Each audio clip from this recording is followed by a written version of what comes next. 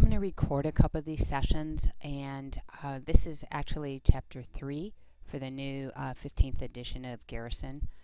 In Chapter 3, we are talking about job order costing. I have opened up my Excel spreadsheet to go through my notes page first, and then we'll work a couple problems. So what you see in this chapter, and you'll see abbreviations that are to remind you of different things we've talked about so far. The significant one right now is this product cost. You need to know that it's composed of direct materials, direct labor, and manufacturing overhead in order to make or manufacture a product. Direct materials are my raw materials that can be traced to the job or to the product or to the cost object. Direct labor, again, can be traced. Any indirect material, indirect labor that cannot be traced are considered part of manufacturing overhead. When we look at inventory, we have three main inventory accounts in a manufacturing company: raw materials, work in process, finished goods. Inventories are assets. Assets increase with debits. You have to remember that. So just a refresher and review. The account name would be your inventory account. Raw materials, it would increase on the debit side. Debit is left. Okay.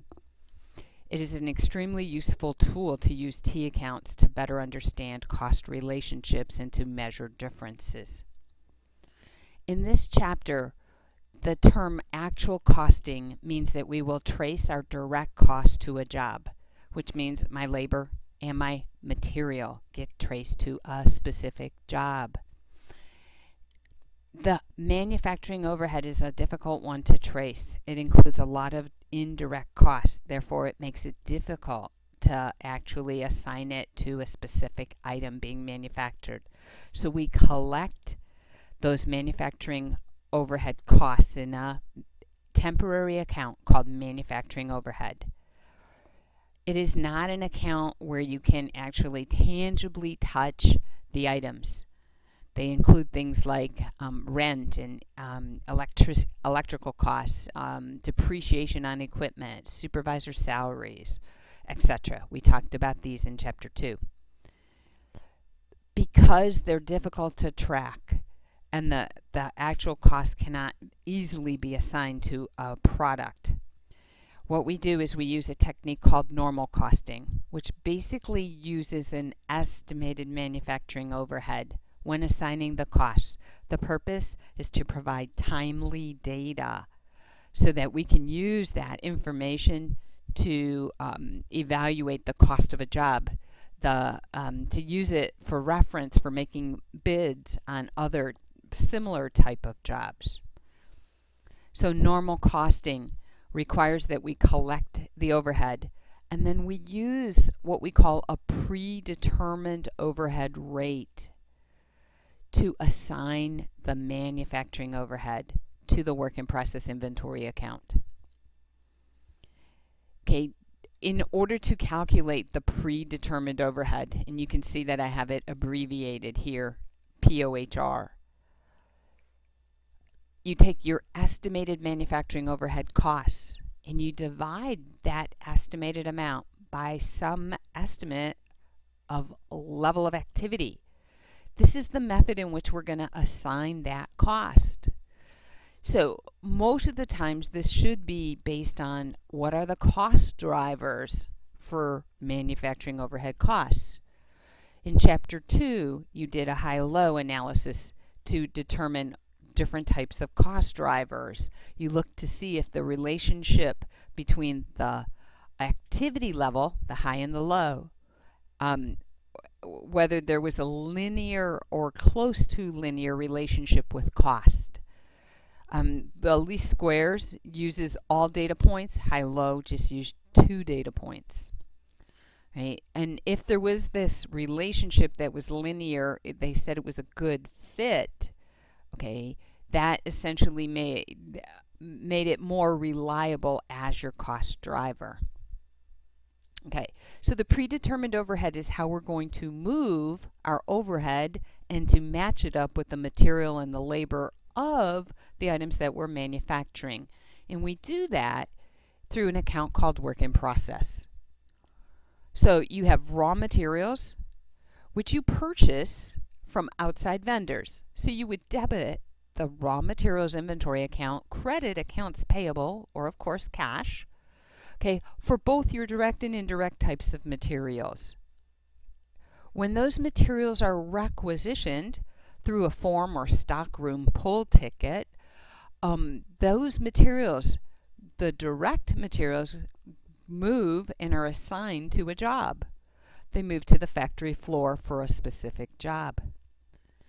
So it goes to the work in process account. Again, work in process represents the factory floor.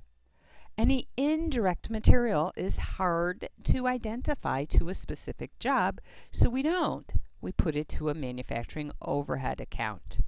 Notice that the manufacturing overhead account, the debit side, okay, is increasing for the actual cost of the items being transferred, the indirect material in this case. The second step is that we've got laborers that are actually going to start doing assembly or other types of work. So the corresponding transaction was typically we would have wages expense and we would credit wages payable. But in our case, we're not going to expense these wages because these are directly involved in the manufacture of a product. So they need to be captured as part of the product cost. So we want them to go into the inventory account called work in process because that's where this labor cost is being incurred. So we debit work in process for the direct labor portion, credit wages payable, salaries payable. Salaries payable most likely will correspond to the supervisor, to maintenance people perhaps, or even other factory workers like the manufacturing department heads, the quality control inspector. They are not actually assembling the product, but they may be involved in the indirect labor costs incurred. So again, you could see that those costs are transferred to the manufacturing overhead account because again, it is difficult to assign those costs to the specific job or jobs that are being worked on for the period.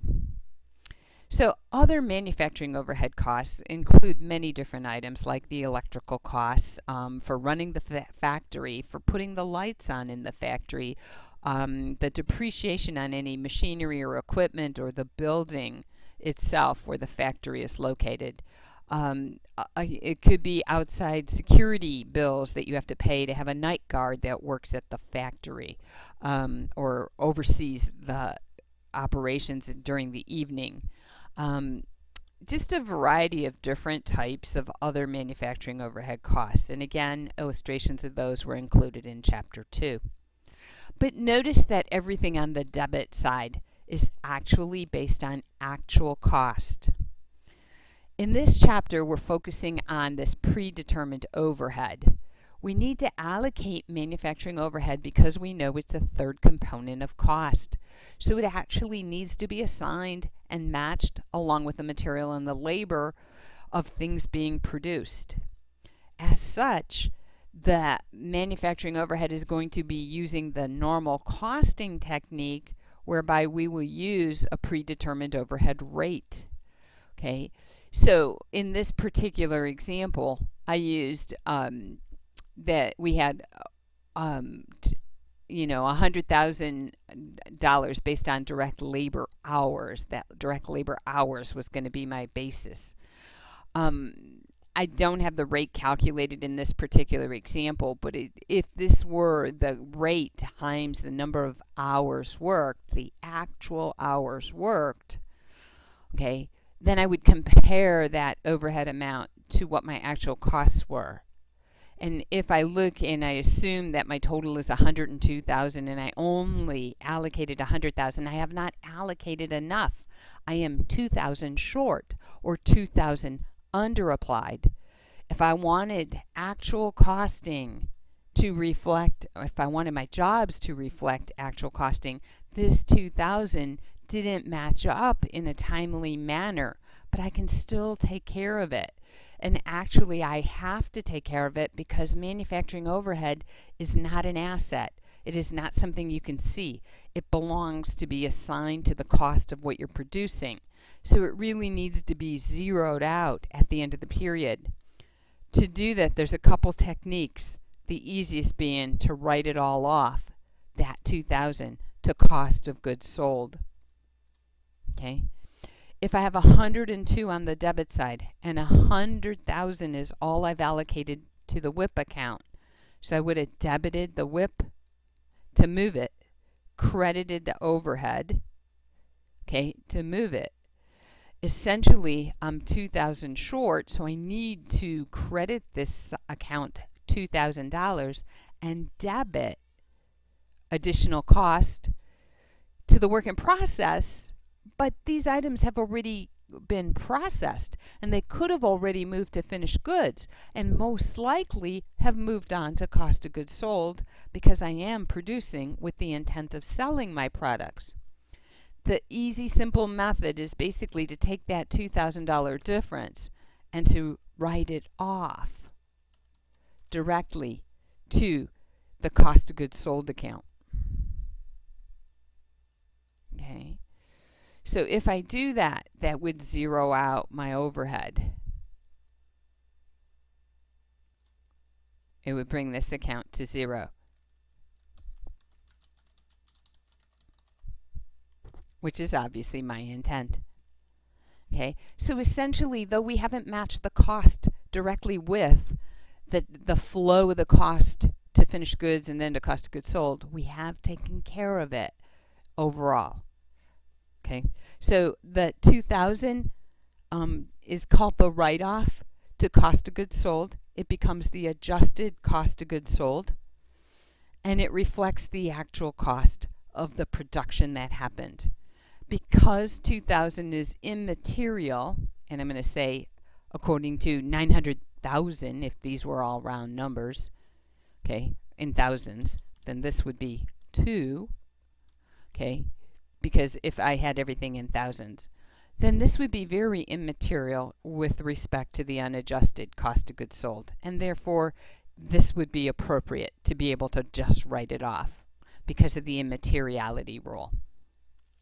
Okay, as you can see, I have a beginning inventory in process. I added direct materials of 100. I added direct labor of 500. I'm assuming there's extra thousands here. If I added manufacturing overhead of 100, I am looking at $700,000 or $700.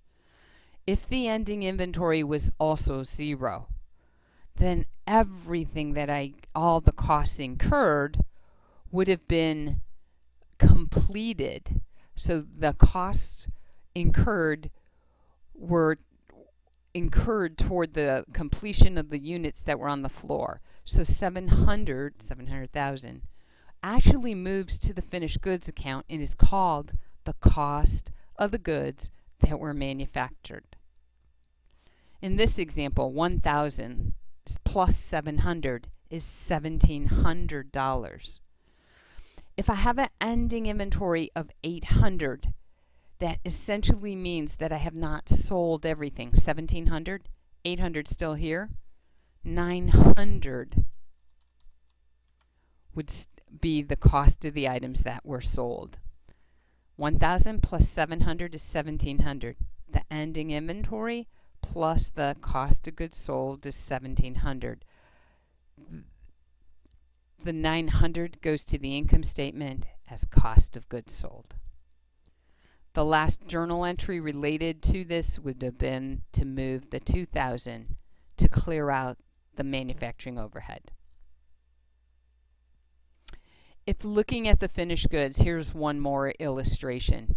Had this beginning inventory been 1,000 and I would have added the new cost of goods manufactured, I would have had 1,700 to sell.